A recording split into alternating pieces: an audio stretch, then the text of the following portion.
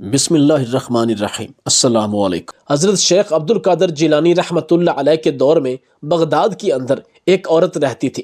اس کی ایک کم سن بیٹی تھی۔ اس کا شوہر وفات پا چکا تھا۔ اس عورت کا کوئی کمانے والا نہیں تھا۔ وہ بڑے بڑے لوگوں کے گھروں میں کام کیا کرتی اور اپنا اور اپنی بیٹی کا پیٹ پالتی، اور اس کے ساتھ ساتھ وہ اپنے گھر کے کام کاج بھی خود کیا کرتی۔ کیونکہ اس کی بیٹی ابھی چھوٹی تھی، اس عورت کی پڑوسن حضرت غوث اعظم شیخ عبد القادر جیلانی رحمۃ اللہ علیہ کی مریدہ تھی۔ اس عورت کی پڑوسن ہر روز اپنے گھر سے چلی جاتی اور جب واپس لوٹتی تو اس کے چہرے پر اطمینان اور دل پر سکون ہوتا۔ وہ عورت بڑی حیران ہوتی کہ آخر میری پڑوسن کہاں جاتی ہے اور کیا کرتی ہے۔ ایک دن اس سے رہا نہ گیا اور وہ اپنے پڑوسن کے پاس گئی اور کہا، اے میری بہن، آخر تم بتا سکتی ہو کہ تم ہر روز اپنے کام کو چھوڑ کر کہاں جاتی ہو، اور جب تم واپس آتی ہو تو تمہارے چہرے پر اطمینان، سکون اور خوشی ہوتی ہے، اور ایسا نور میں نے اپنی زندگی میں کبھی نہیں دیکھا جو تمہارے واپس لوٹنے کے بعد تمہارے چہرے پر ہوتا ہے۔ یہ سن کر وہ پڑوسن کہنے لگی، بغداد کے اندر ایک بہت بڑی شخصیت ہے، میں اس کی محفل میں جاتی ہوں۔ وہ شخصیت کوئی عام شخصیت نہیں، وہ شخصیت حضرت شیخ عبد القادر جیلانی رحمۃ اللہ علیہ ہیں۔ اس عورت نے پوچھا، وہ کون ہے؟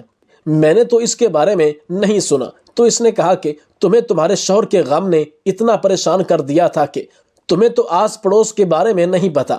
حضرت شیخ عبد القادر جیلانی وہ ایسی شخصیت ہے جس کے پاس اللہ تعالیٰ کا دیا ہوا اتنا علم ہے کہ اس کے ایک اشارے پر اللہ کے حکم سے سمندر بہنا رک جائے۔ آپ میں اتنی سادگی ہے کہ آپ کے سامنے امیر غریب چاہے کسی قسم کا انسان چلا جائے، آپ نے کبھی کسی کے درمیان فرق نہیں کیا۔ آپ کی باتوں میں اتنی لذت اور مٹھاس ہے کہ آپ کی زبان مبارک سے ایک الفاظ سن لیں تو آپ کے کان دوبارہ وہی الفاظ سننے کے لیے ترستے ہیں۔ آپ رحمت اللہ علیہ کے چہرے پر اتنا نور ہے کہ انسان کا دل کرتا ہے کہ آپ رحمت اللہ علیہ کو دیکھ کر آئے جائے۔ یہ سن کر اس پڑوسن نے کہا، پھر ایسی شخصیت کا دیدار کرنا تو بنتا ہے، لیکن آپ تو جانتی ہو کہ میں اپنے گھر کے کام کاج بھی خود کرتی ہوں، اور اپنے پاپی پیٹ کے لیے مجھے دوسرے لوگوں کے گھروں میں بھی کام کرنا پڑتا ہے۔ لیکن کسی دن میں حضرت غوث اعظم شیخ عبد القادر جیلانی رحمۃ اللہ علیہ کی محفل میں ضرور جانے کے لیے تمہارے ساتھ جاؤں گی۔ پڑوسن نے کہا، ٹھیک ہے، تم کسی دن تیار ہونا، میں تمہیں ساتھ لے جاؤں گی۔ وقت گزرتا رہا اور وہ عورت اپنے گھر کے کام کاج کرنے کے بعد اپنی ننھی سی بیٹی کو اپنے ساتھ لیتی، سمندر کنارے جاتی، کپڑے دھونے کے بعد لوگوں کے گھروں میں کام کرنے کے لیے چلی جاتی۔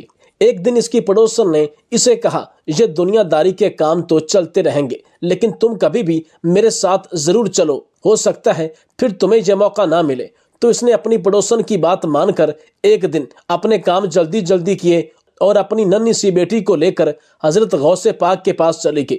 جب وہ عورت غوث اعظم کی محفل میں گئی تو وہ حیران ہو گئی کہ جو اس کی ننھی بیٹی سارا دن شرارتیں کیا کرتی اور دن میں اسے کئی دفعہ اس وجہ سے چوٹ بھی لگ جاتی، وہ ننھی بچی غوث اعظم کی محفل میں جاتے ہی خاموش ہو گئی اور آپ کی باتوں کو بڑے غور سے سننے لگی۔ جب اس عورت نے نظر اٹھا کر دیکھا تو لاکھوں کا مجمع تھا اور تمام لوگ غوث اعظم کو دیکھ دیکھ کر رو رہے تھے اور آپ کی باتیں بڑی غور سے سن رہے تھے۔ اور جب اس عورت نے بھی آپ غوث اعظم کی باتیں سنی تو آپ کی باتیں اس عورت کے دل پہ جا لگیں۔ حضرت غوث اعظم کی محفل ختم ہوئی، وہ عورت اپنی پڑوسن کے ساتھ گھر واپس آئی، اور جیسے ہی گھر لوٹی تو پھر اس بچی نے شرارتیں شروع کر دیں۔ وہ حیران ہو گئی کہ آخر چند سال کی بچی بھی جب غوث اعظم شیخ عبد القادر جیلانی رحمۃ اللہ علیہ کی محفل میں گئی تو میری ننھی بچی بالکل خاموش ہو گئی کہ جس طرح ایک عقل مند اور سمجھدار انسان محفل میں بیٹھتا ہے۔ اور جیسے ہی وہ بچی غوث اعظم کی محفل سے لوٹی تو پھر اس نے اپنا بچپنا دکھانا شروع کر دیا۔ وہ عورت جان چکی تھی کہ آپ کی محفل میں جانا کسی سعادت سے کم نہیں۔ وقت گزرتا رہا اور وہ عورت ہر روز غوث اعظم کی محفل میں جاتی اور آپ کی باتیں سن کر اپنے ایمان کو تازہ کرتی۔ وقت گزرتا رہا اور ایک دن معمول کی طرح اس عورت نے اپنے گھر کے کام کاج کیے، اور کام کاج کرنے کے بعد اس نے کپڑوں کی گٹھڑی اٹھائی اور سمندر کنارے دھونے کے لیے چلی۔ وہ اپنے خیالوں میں گم اور حضرت غوث پاک کی باتوں کو یاد کر کے کپڑے دھونے میں اس طرح مگن ہوئی کہ اس کو خیال بھی نہ رہا کہ اس کی بیٹی کیا کر رہی ہے۔ تھوڑی دیر گزری، اچانک اس کی نظر اپنی بیٹی پر پڑی کہ سمندر کی لہر نے موج کھائی اور اس کی بیٹی کو ساتھ لے گئی۔ وہ عورت فوراً اٹھی اور اپنی بیٹی کو بچانے کی خاطر دوڑی، لیکن سمندر کی لہر نے اس کی بیٹی کو اپنی لپیٹ میں لے لیا تھا۔ وہ چیخنے چلانے لگی، اس کو اپنی بیٹی کا بال بھی نظر نہ آیا۔ ماں کا کلیجہ تھا پھٹنے والا ہو گیا۔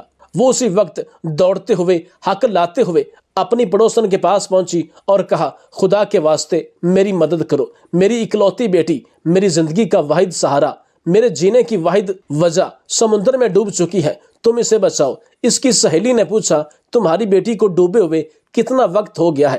اس نے کہا، کم از کم 1 گھنٹہ گزر چکا ہے۔ تو اس نے کہا، تمہاری بیٹی کا بچنا ناممکن ہے، کیونکہ سمندر میں طوفان آیا ہوا ہے۔ دور دور سے سمندر غصے کی حالت میں دکھ رہا ہے، اور ایسی حالت میں کوئی بھی انسان سمندر میں داخل ہونے کی جرت نہیں کر سکتا۔ تو اس پڑوسن کو اس نے کہا، تم جانتی ہو میری بیٹی اگر نہ بچی تو میں بھی خودکشی کر لوں گی، میں اپنی بیٹی کے بغیر نہیں رہ سکتی۔ جب پڑوسن نے اس عورت کی یہ حالت دیکھی تو اسی وقت قاضی صاحب کے پاس گئی اور قاضی صاحب کو ساری صورتحال کے بارے میں بتایا اور اس کی منت کی کہ قاضی صاحب آج چند ایسے آدمیوں کو تلاش کریں جو تیرنا جانتے ہوں، تاکہ وہ سمندر میں تیر کر اس بچی کو تلاش کر سکیں۔ ہو سکتا ہے کہ اس کی زندگی کی سانسیں ابھی باقی ہوں۔ قاضی صاحب نے نہ چاہتے ہوئے بھی اس عورت کی بات مانی اور 4-5 ایسے آدمیوں کو لے گیا جو تیرنا جانتے تھے۔ انہوں نے سمندر میں تیرنا شروع کر دیا، لیکن اس بچی کا کوئی اقبال بھی نہ ملا۔ اس پڑوسن نے اسے بتایا کہ اب تمہاری بیٹی مر چکی ہوگی، اب تمہاری بیٹی کا واپس پلٹنا ممکن نہیں، اب تمہیں صبر کرنا ہوگا۔ اس نے کہا، میں صبر نہیں کر سکتی، تو مجھے اپنے غوث پاک کے پاس لے چلو، میں اس کے سامنے درخواست کروں گی، اس کے پیر پکڑ لوں گی اور اس سے کہوں گی کہ وہ میری بیٹی کو واپس لا دے۔ آپ کے اشارے پر اللہ کے حکم سے تو سمندر بھی چلنا بند کر دیتے ہیں، تو پھر میری بیٹی کو بچانا کوئی مشکل کام نہیں۔ وہ پڑوسن اس عورت کو لے کر غوث اعظم شیخ عبد القادر جیلانی رحمۃ اللہ علیہ کے پاس گئی اور جا کر سارا ماجرا بتایا تو غوث اعظم رحمۃ اللہ علیہ نے پوچھا، اے خاتون، بتاؤ تمہاری بیٹی کو ڈوبے ہوئے کتنا وقت ہو چکا ہے؟ تو اس نے کہا، حضور، میری بیٹی صبح سورج طلوع ہوتے ہوئے ڈوبی تھی اور اب دوپہر کا وقت ہو چکا ہے۔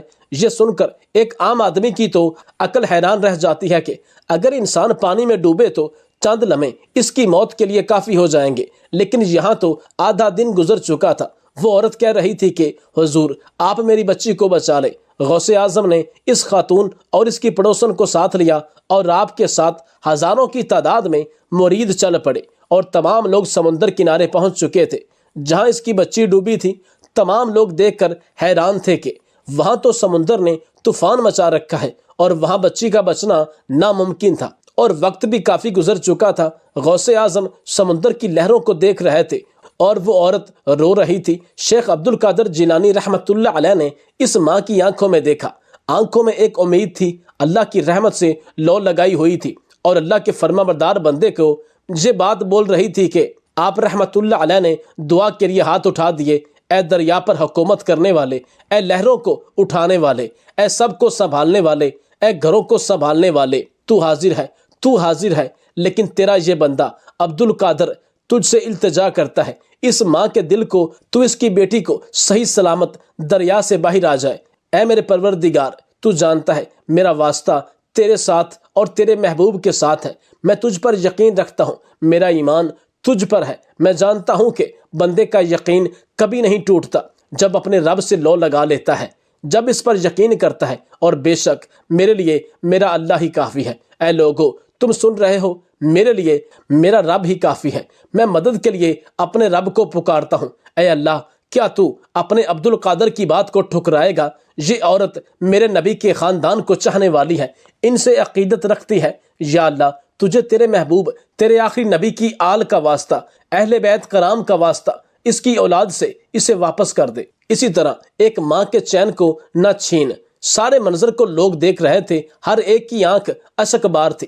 اللہ تعالیٰ کی سچی محبت اور حضور شیخ عبد القادر جیلانی رحمۃ اللہ علیہ کی زبان سب سن رہے تھے، سب نے آپ کی آنکھوں میں وہ محبت دیکھی، عشق الہی کا وہ جذبہ دیکھا، آپ کے وجود سے عشق الہی ظاہر ہو رہا تھا۔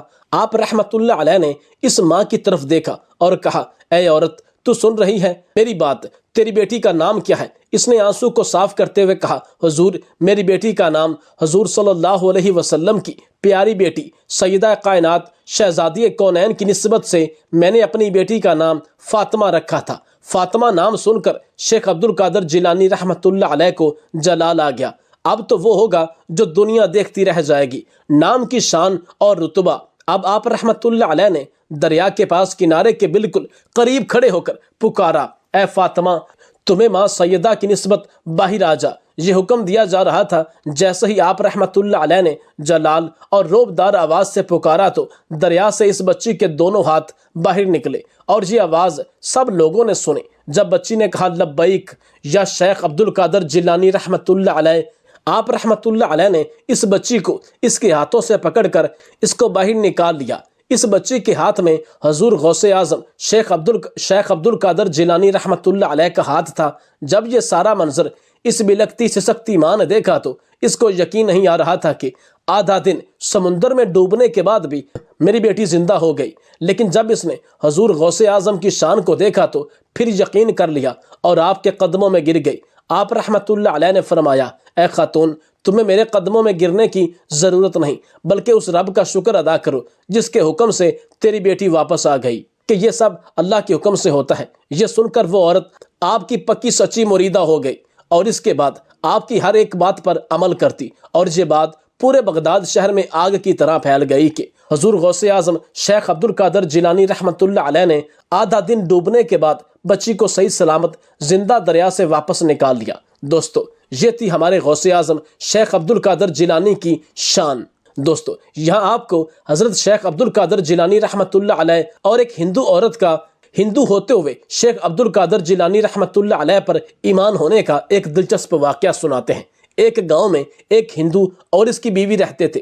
اس کی بیوی نے کچھ منت مانگی تھی کہ یہ میرا مقصد پورا ہو جائے تو میں فلاں مندر پر جا کر اپنے بت کی پوجا کروں گی، اور اس کی وہ منت پوری ہو گئی۔ اس نے اپنے شوہر کو ساتھ لیا اور اپنی منزل کی طرف رواں دواں ہو گئے۔ انہی کے گاؤں میں ایک مسلمان بھی رہتا، لیکن وہ نام کا مسلمان تھا، وہ امیر انسان تھا۔ اس نے جب دونوں میاں بیوی کو پیدل جاتے ہوئے دیکھا تو اپنے عربی نسل کے گھوڑے پر سوار ہوا اور ان کے پیچھے جا پہنچا اور ان کو کہا، ہم ایک ہی گاؤں میں رہتے ہیں اور میں عربی نسل کے گھوڑے پر سوار ہو کر جاؤں اور آپ پیدل، تو یہ پڑوسی ہونے کا حق نہیں۔ میں بھی اسی طرف جا رہا ہوں، اگر آپ چاہیں تو میرے ساتھ چلیں۔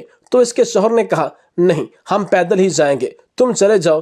تو اس نے کہا، یہ اچھا نہیں لگتا کہ میں گھوڑے پر جاؤں اور آپ پیدل جائیں، لہٰذا آپ میرے ساتھ چلیں۔ اس ہندو نے کہا، نہیں ہم 3 آدمی گھوڑے پر سوار نہیں ہو سکتے۔ تو مسلمان آدمی نے کہا، اس طرح کرو کہ تم مجھے اپنی بیوی میرے ساتھ بٹھا دو، میں اس کو مندر پر چھوڑ دوں گا اور تم آدھے دن کے بعد وہاں پہنچ جاؤ گے اور ایک دوسرے کو مل لینا۔ اس ہندو نے کہا، نہیں میں یہ نہیں کر سکتا، اپنی بیوی تمہارے حوالے کیسے کر دوں؟ وہ ہندو جانتا تھا کہ اس کی بیوی بہت ہی خوبصورت اور حسین و جمیل ہے، اور وہ اس آدمی کی نیت کو بھی بھانپ چکا تھا، لہٰذا اس نے کہا، یا تو تم ہمیں کوئی ضامن دو یا پھر یہاں سے چلے جاؤ۔ اس مسلمان آدمی نے کہا کہ کس چیز کا ضامن؟ اس نے کہا، کسی ایسے بندے کی ضمانت دو کہ تم میری بیوی کو کوئی نقصان نہیں پہنچاؤ گے۔ اور تو اس نے کہا، اس جنگل میں یہاں میں آپ کو کون ضامن دے سکتا ہوں؟ تو اس ہندو کی بیوی نے کہا، تم اپنے غوث پاک کی غوث اعظم کی ضمانت دے دو تو پھر میں تمہارے ساتھ چلنے کے لیے تیار ہو جاؤں گی۔ وہ آدمی منافق تھا، اس نے بس کہہ دیا کہ ہاں میں تمہیں غوث اعظم کی قسم کھا کر کہتا ہوں کہ میں تمہارے ساتھ کوئی زیادتی نہیں کروں گا۔ اس نے یہ بھی کہا کہ میں تو ان کا خاص بندہ ہوں، اب مجھے خلیفہ ہی سمجھے۔ اس عورت نے یقین کر کے اس آدمی کے گھوڑے پر سوار ہو گئی۔ جیسے وہ اس گھوڑے پر سوار ہوئی، اس آدمی نے اپنی جیب سے خنجر نکالا اور اس کے شوہر کی گردن کاٹ دی اور اس کے شوہر کا دھڑ گر کر زمین پر جا پڑا۔ یہ منظر دیکھ کر اس کی بیوی کی چیخیں نکل گئیں اور اس آدمی نے اپنا گھوڑا دوڑا دیا۔ اب وہ اپنا گھوڑا دوڑائے جا رہا تھا اور اس ہندو کی بیوی پیچھے مڑ مڑ کر دیکھ رہی تھی۔ اس نے کہا، تم اب پیچھے کیا دیکھتی ہو؟ تمہارا شوہر مر چکا ہے۔ تو اس نے کہا، میں اپنے شوہر کو نہیں دیکھ رہی، میں تو تمہارے پیر غوث اعظم کو دیکھ رہی ہوں۔ تو اس نے کہا، تم تو ہندو ہو، تمہیں اس پر کیسے یقین ہے؟ تو اس نے کہا کہ بے شک مذہب تم سے مختلف ہے، لیکن تمہارے پیر کو میں بہت مانتی ہوں، وہ میری مدد کو ضرور آئے گا۔ تھوڑی دیر گزری کہ اچانک ایک سفید داڑھی والا آدمی حاضر ہوا۔ اس کے منہ سے بے انتہا نور نکل رہا تھا۔ اس کی آنکھوں سے نکلنے والے نور نے اس آدمی کو اندھا کر دیا اور اس نور میں سے ایک تلوار نکلی جس نے اس کی گردن کاٹ دی۔ اب اس بزرگ نے اس عورت کو گھوڑے پر بٹھایا اور اس جگہ لے آیا۔ اس ہندو کے دھڑ کے ساتھ سر جوڑ کر، اے اللہ کے بندے، اللہ کے حکم سے کھڑے ہو جا۔ اور وہ ہندو آدمی اسی وقت کھڑا ہو گیا، اور کھڑے ہونے کے بعد جیسے ہی وہ کھڑا ہوا، حضور غوث اعظم وہاں سے غائب ہو گئے۔ اس ہندو نے کہا، یہ سب کیسے ہو گیا؟ میں کیسے زندہ ہوا؟ تو اس کی بیوی نے اپنے شوہر کو سارا ماجرا سنایا اور یہ بھی کہا تھا کہ اللہ کے بندے، اللہ کے حکم سے کھڑے ہو جا۔ تو اس عورت نے کہا، یہ جملہ تو حضور غوث پاک کا تھا، لہٰذا حضور غوث اعظم خود آئے تھے۔ یہ سن کر وہ دونوں نوجوان ہندو میاں بیوی وہیں مسلمان ہو گئے، اور جو مندر میں جا رہے تھے انہوں نے اپنا مقصد مسجد کی طرف کر دیا۔ اور اسی طرح غوث اعظم نے اس ہندو کا کٹا ہوا سر دھڑ کے ساتھ جوڑ کر اس کو زندہ کر دیا۔ یہ واقعہ بہت مشہور ہوا۔ ہندو دھرم کے چرت کھیت گپتا نے اپنی کتاب میں لکھا ہے، میری عمر تقریباً 24 برس تھی۔ ہمارے محلے میں ایک گورکن رہتا تھا، نام محمد یوسف تھا۔ مضبوط جسم اور بڑی بڑی آنکھیں جن میں نور ہی نور بھرا ہوا تھا۔ ایمان اس کے چہرے سے چھلکتا تھا۔